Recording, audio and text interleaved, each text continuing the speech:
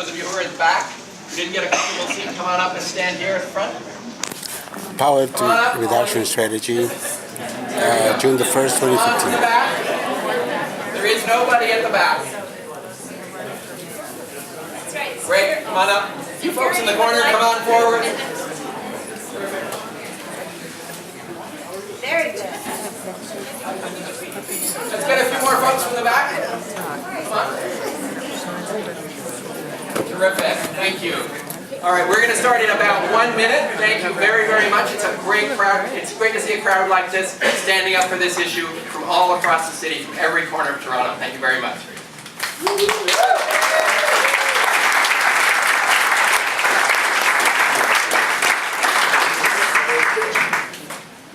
And with that, we'll get started. Is this mic working?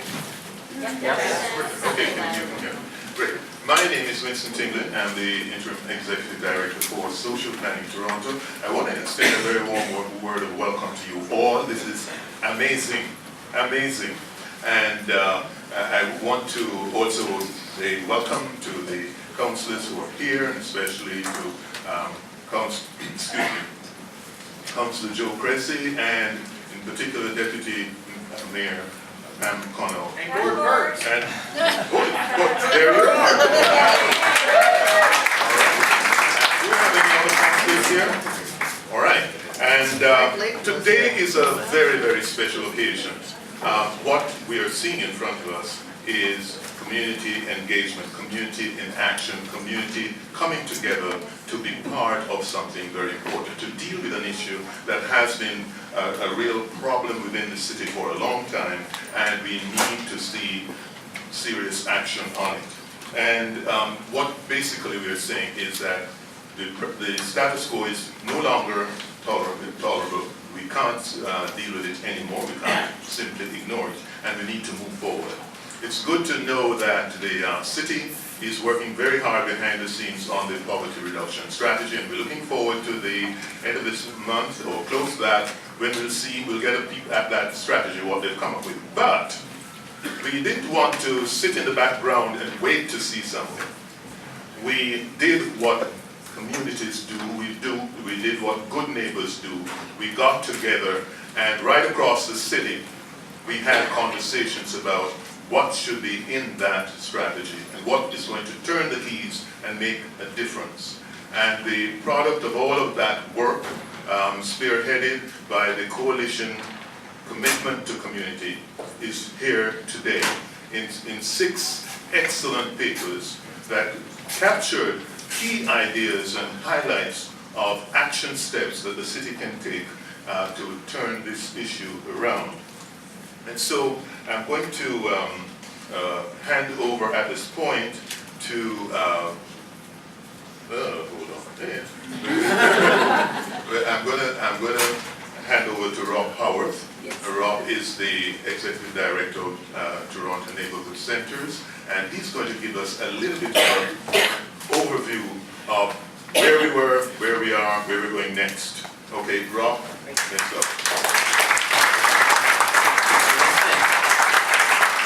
So this is an important moment for our city, as our City Council is about to launch its first comprehensive poverty reduction strategy. Current efforts, this is an opportunity for all sectors in our city to come together to address poverty more intentionally and more effectively. Current efforts to reduce poverty in our city are not succeeding. Toronto now has the highest poverty rate among large Canadian cities. Almost 1 in 3 children is growing up in poverty in Toronto. Toronto's racialized community members are 1.5 to 3 times more likely to be living in poverty. And the impacts of poverty are also disproportionately experienced by women, youth, seniors, people with disabilities, psychiatric survivors, and our Aboriginal community members. We can't afford to let this continue. Poverty costs Toronto about $3 billion a year in added health care costs and lost economic productivity. And the financial, social, and ethical costs of not acting are simply too great. Toronto currently has no plan, no coordinated approach to address this problem. We have fallen behind other cities such as Edmonton with its commitment to eliminate poverty, or Calgary's commitment to cut poverty in half within 10 years. In 2013, the Toronto Network Alliance for Poverty-Free Toronto released a seminal report calling for the city to take deliberate action to address poverty. In response to this compelling community effort, Council adopted the recommendation to create a poverty reduction strategy. One of Mayor John Tory's first public statements as mayor was, "We cannot look ourselves in the mirror and say this city is truly great when tens of thousands of kids across the city are growing up in poverty."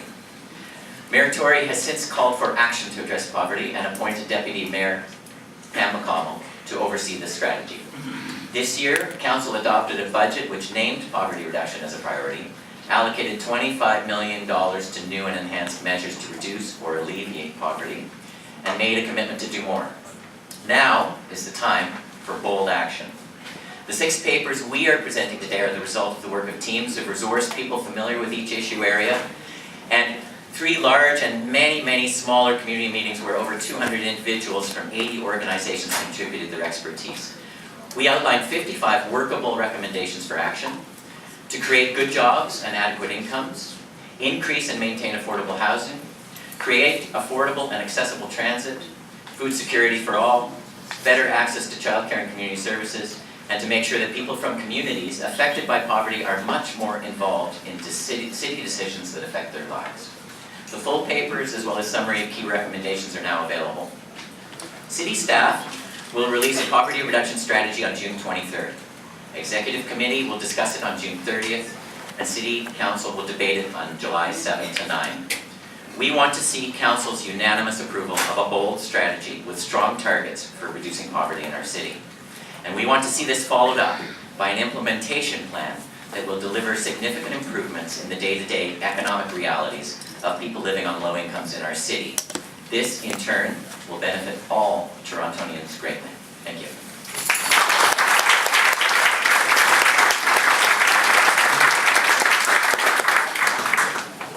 The story is not complete without stories. I mean, at the end of the day, it's people who are affected.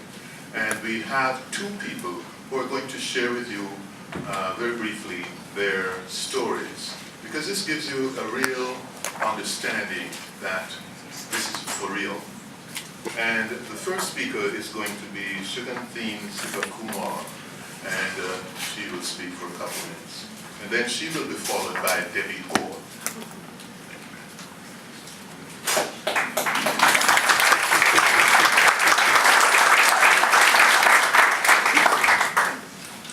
Good morning, everyone. My name is Suganthin Sivakumar. I am from Dorset Park neighborhood. I'm living in a TCHC building.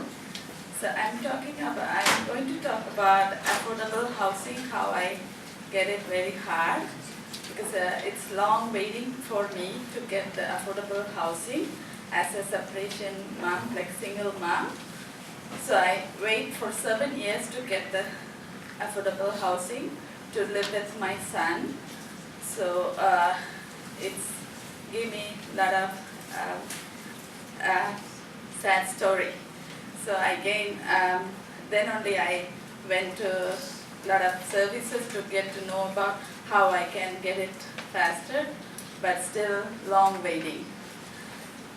On that time, I cannot go to work, so that's why I wanted to have affordable housing. So my son, if I'm going to work, I have to give him good child care. So I cannot get the child care, even with the subsidy, it's long waiting.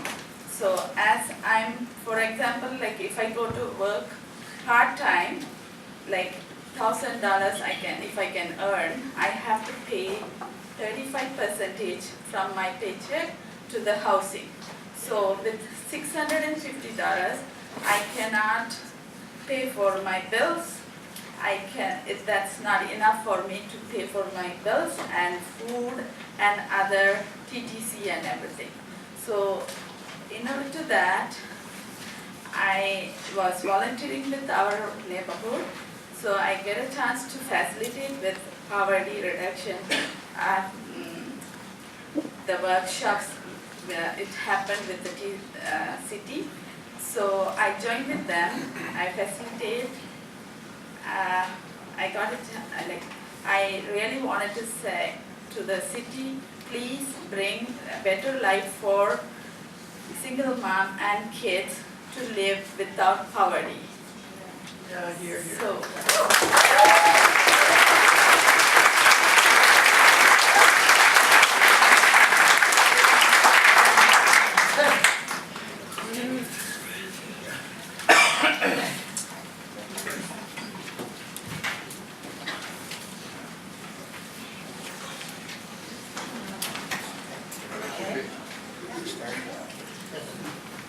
Good morning.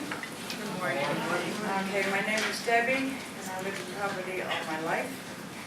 I was kicked out of my house when I was 15 years old. I moved to Toronto, then Etobicoke. I had many issues, different coping mechanisms to deal with poverty and living alone and loneliness. A little bit louder. And homeless. I experienced abuse. A little bit louder, Deb, sorry. I experienced abuse. How's that? Okay.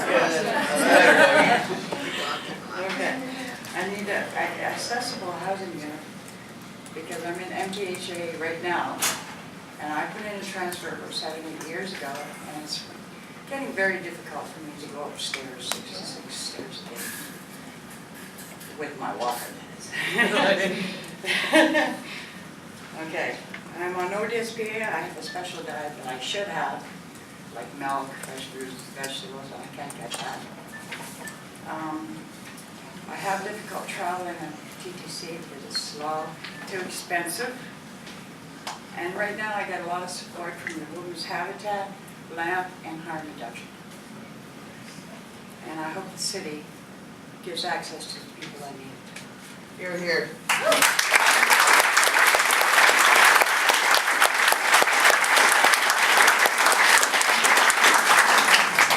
Thank you both. You've heard a bit of what the impacts are, but the question is, what do we do about it? And so those 6 papers that we have basically capture a whole effort to come up with solutions.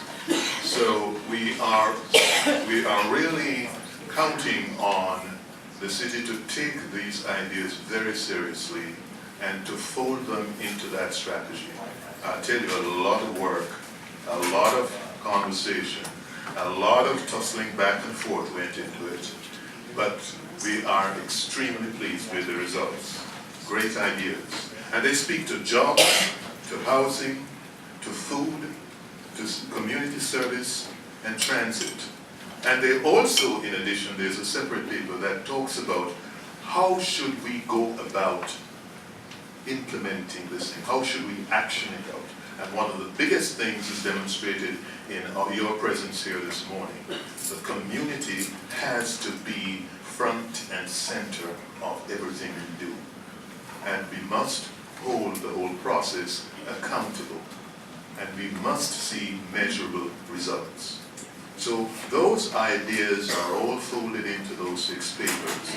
And it is with great pride on behalf of the Commitment to Community group and coalition that I want to call Ishrad Ahmed to come forward with the team of presenters and ask Deputy Mayor Pam Connell to come forward, please, to receive those papers. I don't know whether you want to have the other councillors join you in this. It would be wonderful. Please. Set is also here. We want to present.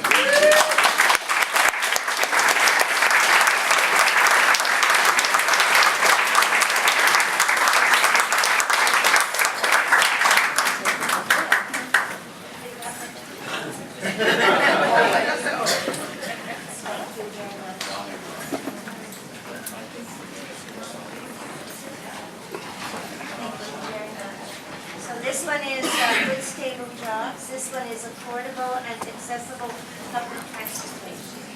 Thank you very much. This one is affordable housing in the city of Toronto.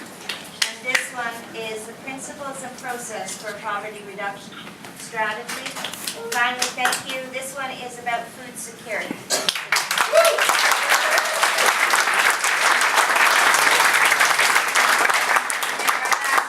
Very important one is this one is access to services and support in the city of Toronto.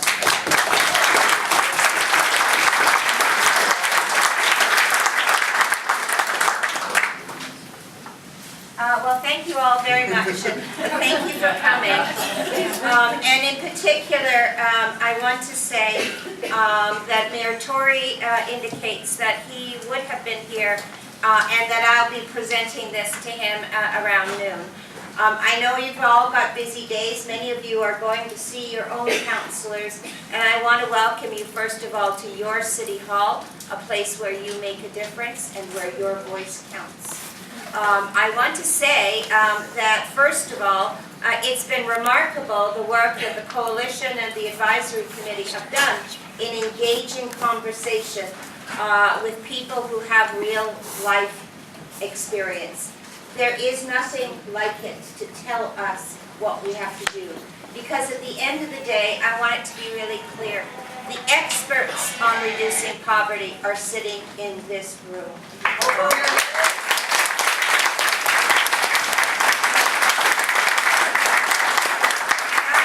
Opportunity to do something that was very special, and that was to go throughout the communities, 8 community conversations, 9, 10 community conversations, 8 in 2 weeks, to go out into the neighborhoods and talk directly to your neighbors and your colleagues. And I found it, even though it was minus 28 degrees, I found it remarkable, the stories that I heard. And those stories resonate in my mind. And they entirely are in these five issues, and the one issue, that the palm that holds the fingers together. And so what we learned as I went forward and listened to all of those voices with real experience, voices who were the experts and who were facilitated by people who also have lived experience. It was a remarkable consultation, and it is not over, because once we have the interim report, which will be coming next month, which will have those 5 categories and ways to move forward in those, I will be going back out to the community somewhere in August and September, probably September, to make sure that we got it right. Because when we put together this strategy, we are not putting it together for a year or 2. We are putting it together as a road for 20 years in 5-year chunks, so which is measurable and demonstrative. Because if we are going to look at a city that has built a strong safety net to make sure that people don't fall into that kind of poverty, but also lifelines, that strong lifelines, when you pull people out of poverty, that you have the services, the transportation, the housing, food, all of those things that you need in order to make sure that people are removed from that poverty cycle. And the voices that you have brought forward are going to be seen within this report. So first of all, I want to just remind us, is it all right that 1 in 5 of our children live in poverty? Is that all right? No. How about, is it right that 1 in 4 of our families and our people are living in poverty? No. Is it right that 20% of our young people are unemployed? No. How about the fact that 20% of our young people are unemployed, but if you're in the Aboriginal community, it's 25% of your children that are. Is that all right? No. And what about if you're African Canadian, a child with skin that is black? Is it right that there is 30% of those children living unemployed? Is that right? No. So we have some work to do. We have some big work to do. We have work to do today, and we have work to do until the final report is finished and funded, and we have a path forward together. And I want to remind us of one last thing, and it is something that I hope that everyone will remember. It's by a great leader in our city and in our country. It says, "Don't ever let them tell you that it cannot be done." I think in the name of Jack Layton, we need to get this done.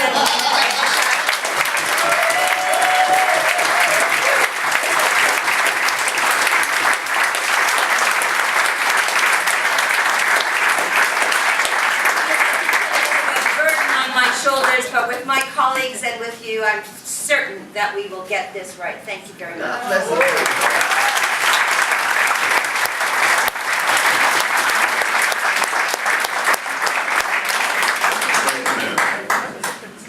We have a number of media representatives here, and this is an opportunity for questions.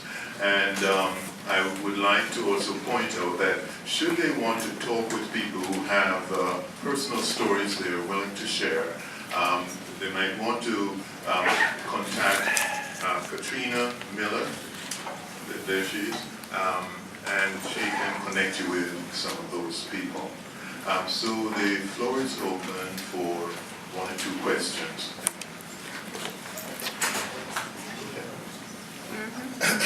Hi there. Hi there. Oh, hi there. Thank you for arranging this. This is fabulous. I just wanted to add, I'm Adina LeBeau. I'm the Executive Director of the Toronto Council on Aging and the Chair of CARP Toronto. Thank you. I just want to say to Pam, one of the groups you didn't mention, and the fastest growing group going into poverty are seniors. You must add seniors to the list of people.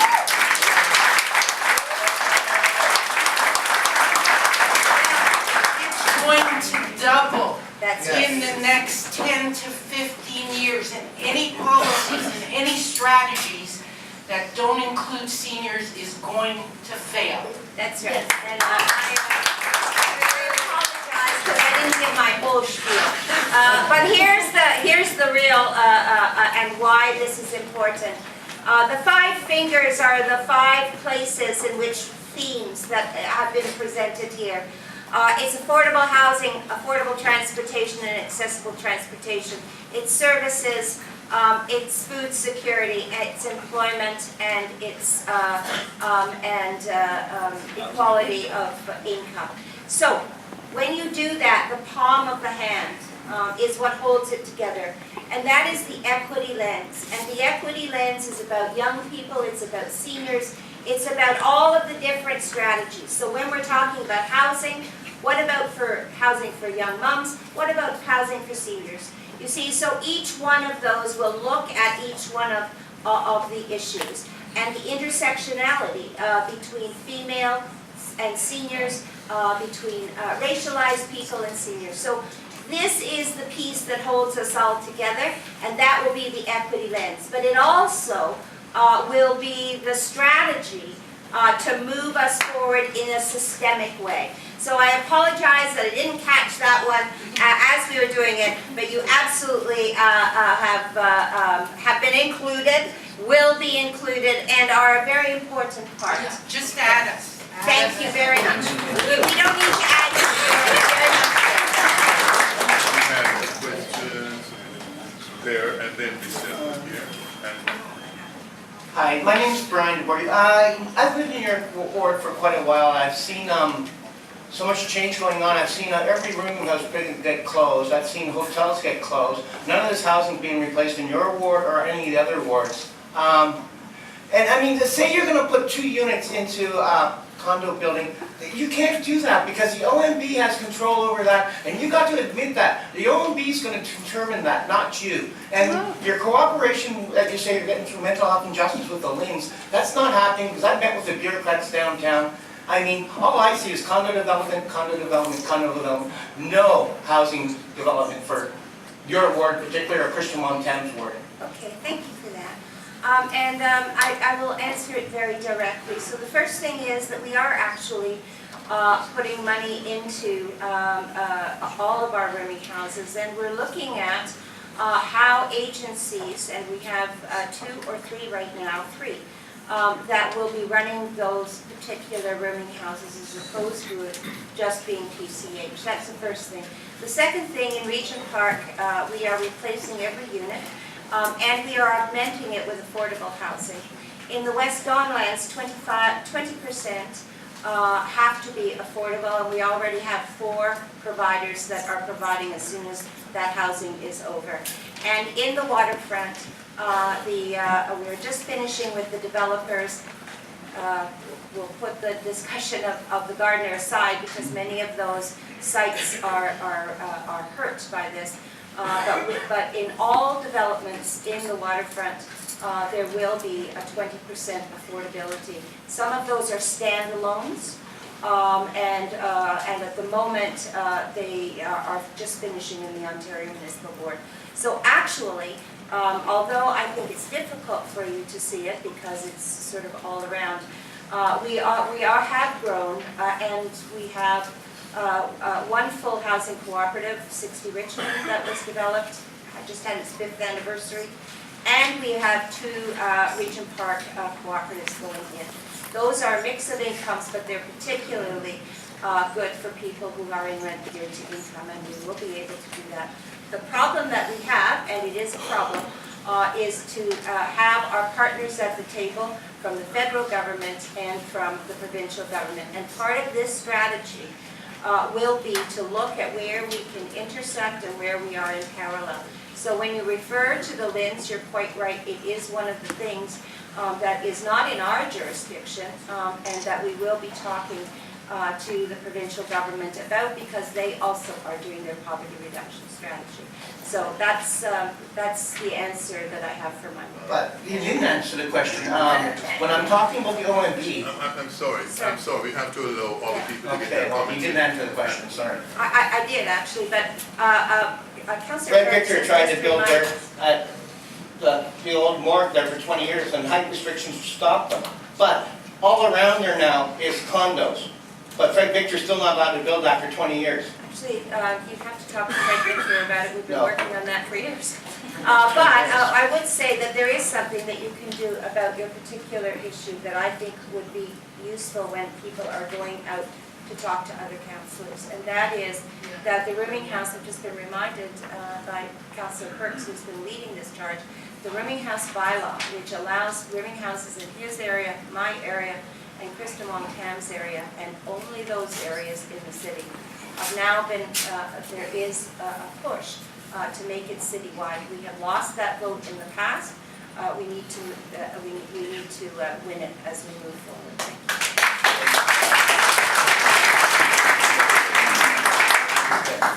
you.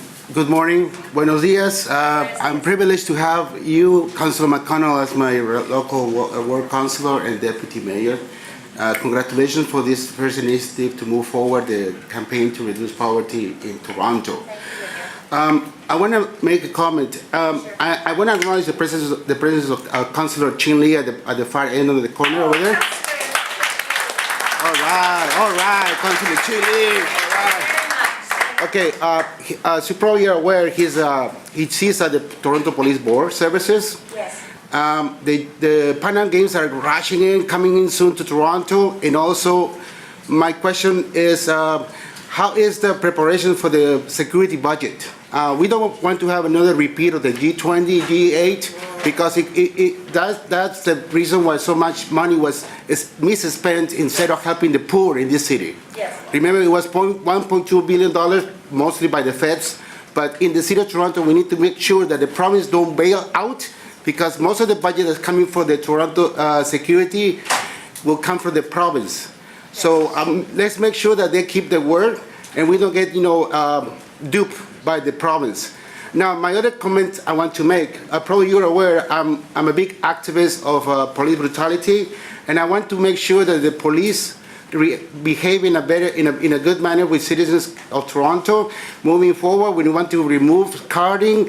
That is a deterioration of a social net.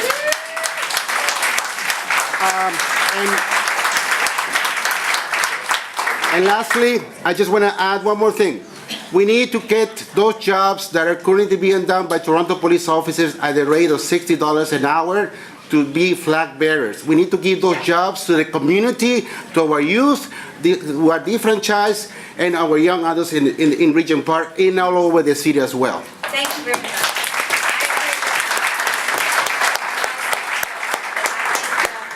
Councillor Lee has heard it as well. We, just so you know, we have a limited booking time for this room. And so with regret and apologies, we won't be able to take all your questions. I think I'm just going to wrap it up with the last two in this line. Michael and this lady here, and then with regret we'll have to move on because we have a limited amount of time here. I'm speaking about supportive housing. Support. Okay, all right.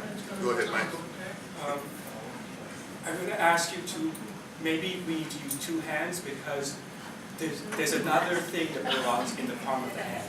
And I think you always have to say that there are two things in the palm of the hand. The one you mentioned and the other, which is that it's not just 20% of the people who are poor. The other 80% is in serious decline and becoming poor.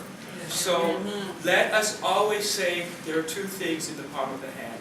Concern about the disparities, but the other thing that holds it together and belongs in that palm, and you should always mention the two hands to have the two things in the palm, is that the economy is declining, it's affecting everybody, not just a percentage of the population. And we need to reverse the economic decline. That's the other thing. Always say there are two palms, in two hands, two palms to fix this. Thank you very much.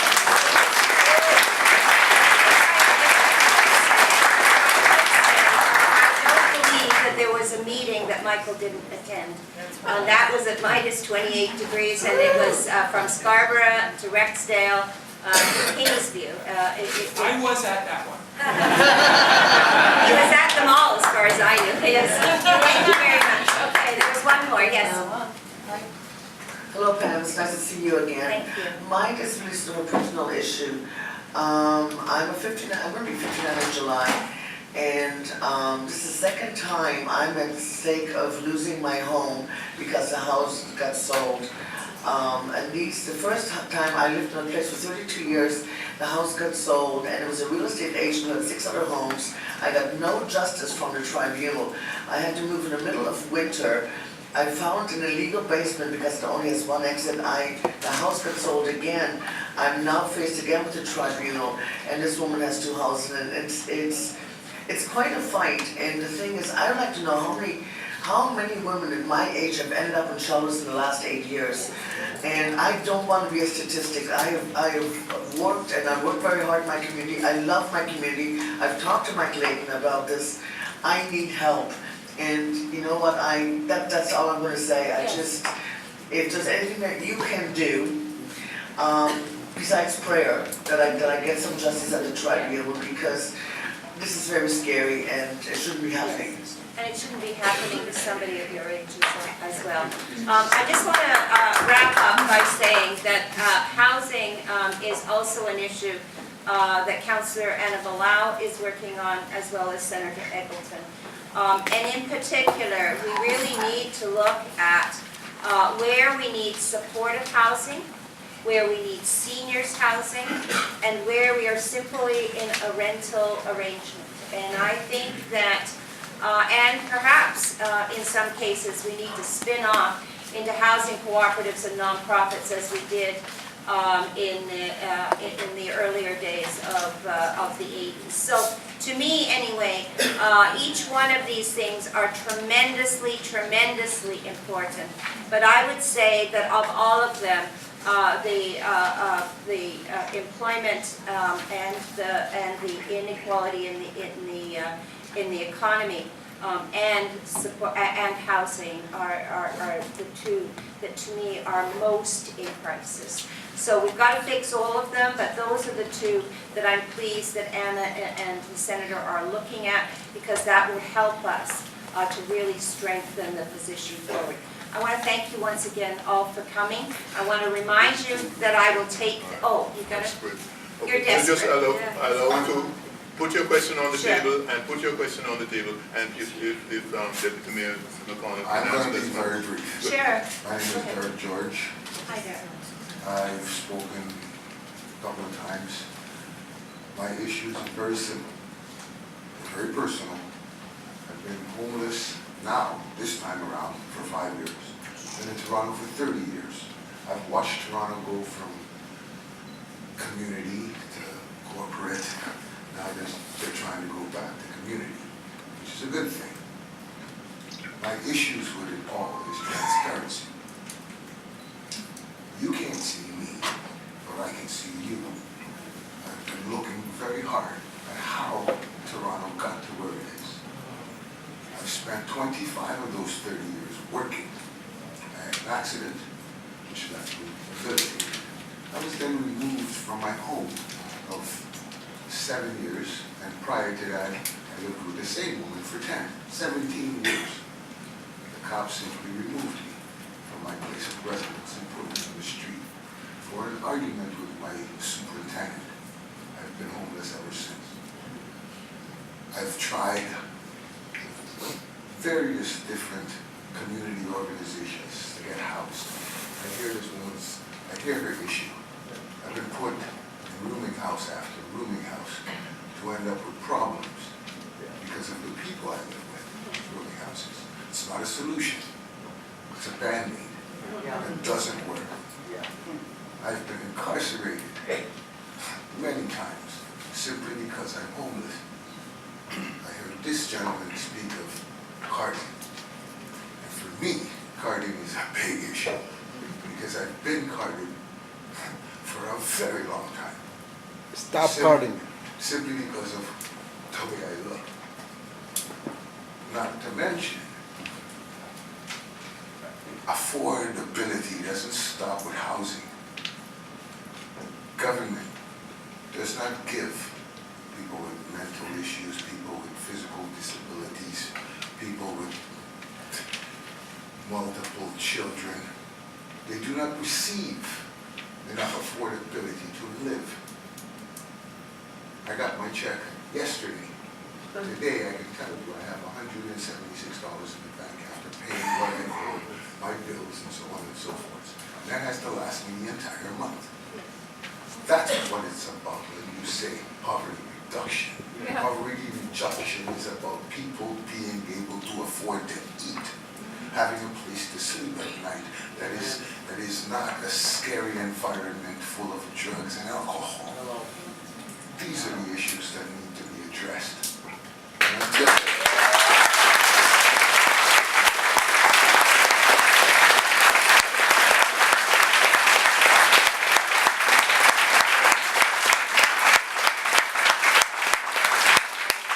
are the more serious underlying issues that keep us Yep. where we are. Yes.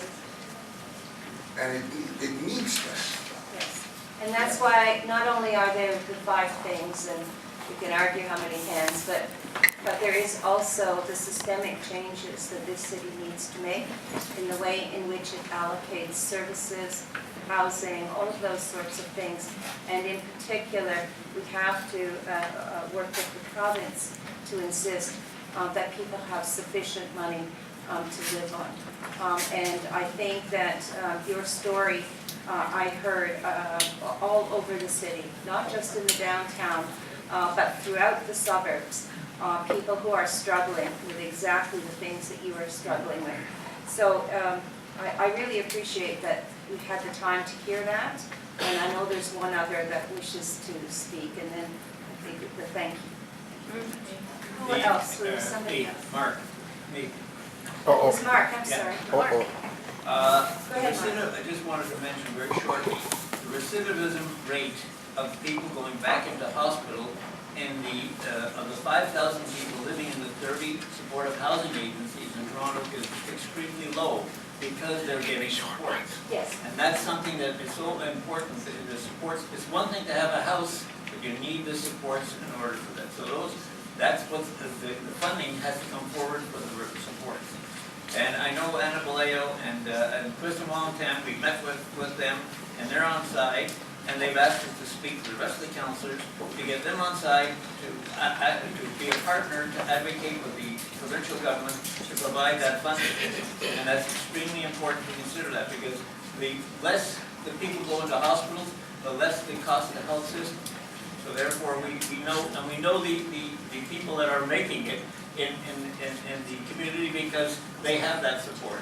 My son, Kenny, lives in supportive housing and has that support, and that's incredible. He hasn't been in hospital now for 3 years since the last time he tried to commit suicide. Yes, and I think that if I could say, all of these voices, all of your voices are terribly important, because, you know, when we speak together and we speak of one mind, we are heard. But when we actually move together, we get things done. So I think you've got a lot of work to do today, and I wish you some, Councillor Nunziata. Speaker of the House.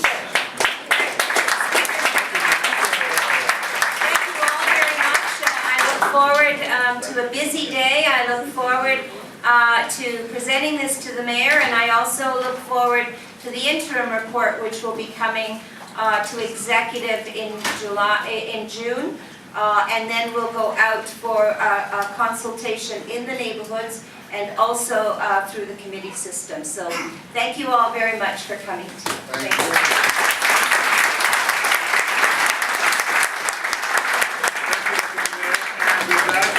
We are bringing this session to a close. We are moving on in teams to take the reports to the councillors, and I dare say you know who your team contacts and leaders are. So thank you all for coming. And